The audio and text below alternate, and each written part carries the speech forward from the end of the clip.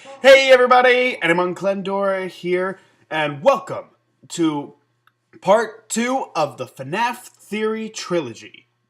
Now this one, we're going to be talking about Shadow Bonnie, who I have my own theory on.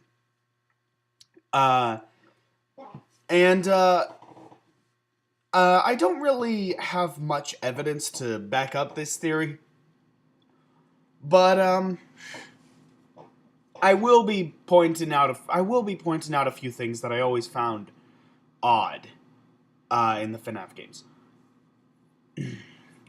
Now, ever notice how in FNAF 2, when you first see Shadow Bonnie, he never does anything. He stands there. He just stands there and just looks at you. Now, he doesn't do anything, but essentially, if he shows up, he's basically giving an opening for one of the other animatronics to come in and kill you. But he himself isn't doing anything, and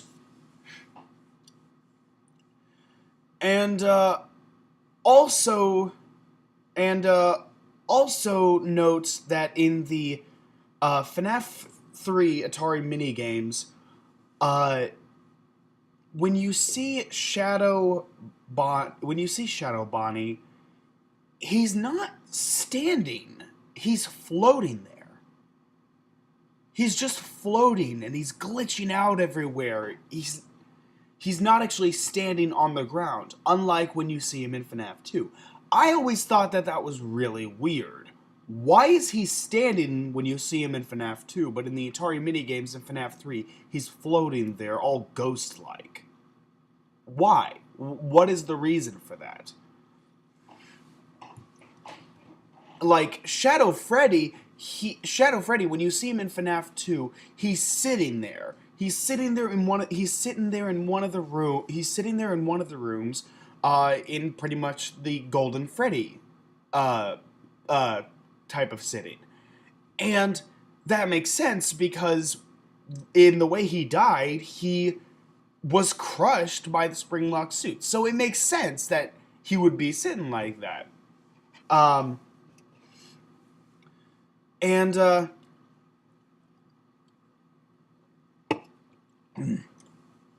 low voltage. Hashtag not sponsored. So in the FNAF 3 minigames,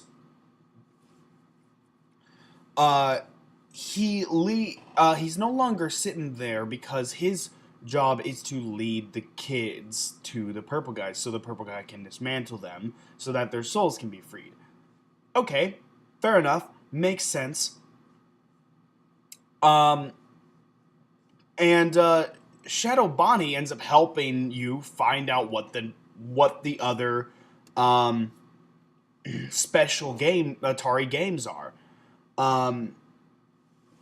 But why does he seem so different between FNAF 2 and FNAF 3? That's something I've always wondered, and here's my thought. FNAF 3, Shadow Bonnie. The glitchy, floating Shadow Bonnie. That is actually Shadow Bonnie. That is the real Shadow Bonnie. That is the dead worker, the one who died from the multiple spring-lock failures. But that's not what you see in FNAF 2. No, I strongly believe this, and I will continue to believe this no matter what anyone says, that FNAF 2, what you're seeing, isn't actually Shadow Bonnie. It's the purple guy. It's the purple guy wearing one of the suits. Now, we hear in crap, was it night 5 or night 6? One of the last nights.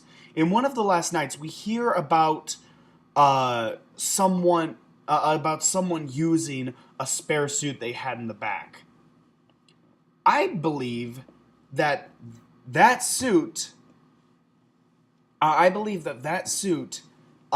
Is the Shadow Bonnie suit. That he looks all in the shadows, like you can't make out anything of his shape except for his eyes and his teeth. That's it. That's all you can make out. Unlike Shadow Freddy, where you can clearly tell where the joints are and where the ears and where the nose and where everything is. You can make all that out, but you can't do that for Shadow Bonnie in FNAF 2. That I always found was weird. And I think that that's the reason, because it's the purple guy in a suit and he's being kept in the shadows. Scott doesn't want us to realize that that's the purple guy checking up on us. That's the purple guy checking in on us to see how we're doing. And it also explains why Shadow Bonnie himself never actually kills you. At least not to my knowledge, he doesn't. It's never happened to me.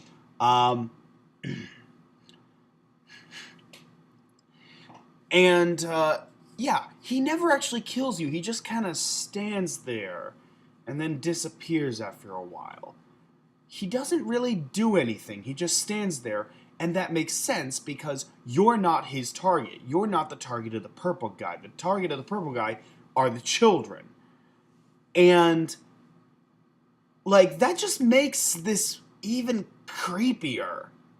The fact that the purple guy is popping in at random to just to be like, hey, hi, yeah, I'm here. I'm checking up on you. Oh, by the way, I'm gonna be killing a bunch of kids tomorrow, and there's nothing you can do about it. That would be so creepy if this was actually what Scott intended. If he intended for Shadow Bonnie in FNAF 2 to be the purple guy in disguise, oh, jeez. Ugh, that would be creepy. That would be very creepy. But it would actually fit. It would very much fit.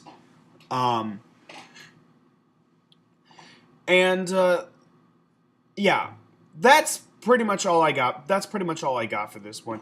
Again, aside from those 2 pieces of evidence, that's really all I have to back this theory up. But it's something I've been thinking about for months. I strongly believe this to be the case. It's just something cool to think about. So that's it for this. That's it for this one. Join me next time when I discuss the real secret behind the connection between the crying child in FNAF 4 and the purple guy. So, thank you guys so much for watching, and I will see you guys next time. Alright, take care everyone.